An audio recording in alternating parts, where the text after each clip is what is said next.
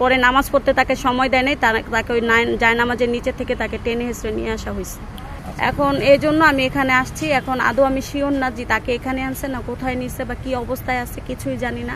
আমি আমার হাজবেন্ডের জন্য এখানে আসছি। আমার হাজবেন্ডের নাম হচ্ছে নাজিম উদ্দিন শাহিন, পিতা নাসির উদ্দিন।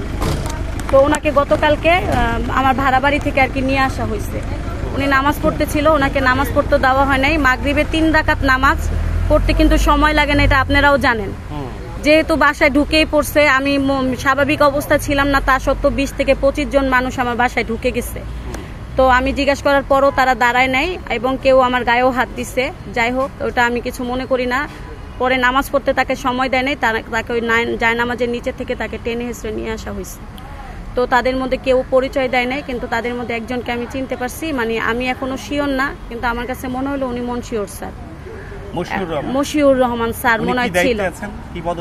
এখন আমি তো, তারা তো আপনাদের মতো নর্মাল ড্রেস পরা ছিল, আমি তো তাকে চিনতে পাইনি, কিন্তু আমার কাছে মনে হলো স্যার ছিল ওইখানে, মশিউর স্যার ছিল, এটা আমার কাছে মনে হইলো। জি, এখন এই জন্য আমি এখানে আসছি। এখন আদৌ আমি শিওর না যে তাকে এখানে আনছে না কোথায় নিচ্ছে বা কি অবস্থায় আছে, কিছুই জানি না। আর বিশেষ করে তাকে আমি এই পর্যন্ত আসার কারণ হচ্ছে আমি এখন না, আমি গতকালকে রাতেও এখানে আসছিলাম, 1টা-2টার দিকে আমি বাসায় গেছি। গতকালকে রাত্রেও আমি মেডিসিনগুলোই নিয়ে এখানে আসছিলাম, আর আজকেও সেম আমি মেডিসিনগুলো নিয়েই আসছি, যাতে তাকে মেডিসিনগুলো দেওয়া হয়। কারণ উনি মেডিসিন না নিলে ওনার সাথে অবস্থা বেড়ে যায়। উনি দিনে ওনার প্রচুর হাই প্রেশার, উনি একটু কিছুক্ষণ পরপরই ঘরে দিনে 2 বার প্রেশার উনি নিজেই দেখে। কারণ ওনার অনেক সমস্যা, ওনার নিউরো সমস্যা, ইন্ডিয়াও পর্যন্ত ডক্টর দেখাইছে, ওনার মাথায় অনেক সমস্যা। তো আমি মেডিসিনগুলোই দিতে চাইছিলাম, আর কিছু না। কারণ আমার ব্যাগ চেক দিতে পারেন, ব্যাগে তেমন কিছু না, শুধু মেডিসিন, আর কিছু না।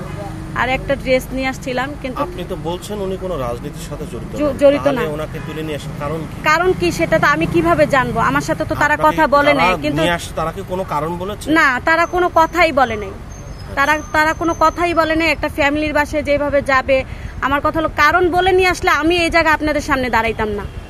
তাহলে তো আমি কারণ জানতাম যে ওকে এই কারণে নিয়ে আসা হয়েছে। এখন যদি রাজনীতিতে তারা বা কেউ বা যদি বলে যে রাজনীতি করে, এটা ভুল, তাহলে কেউ ওর নাম দিচ্ছে, কারণ ও রাজনীতি কখনো করে নেই।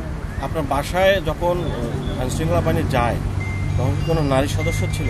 আমি ছিলাম, আমি, আমার হাজবেন্ড, আমার বেবিরা। না, তাদের মধ্যে কেউ ছিল না।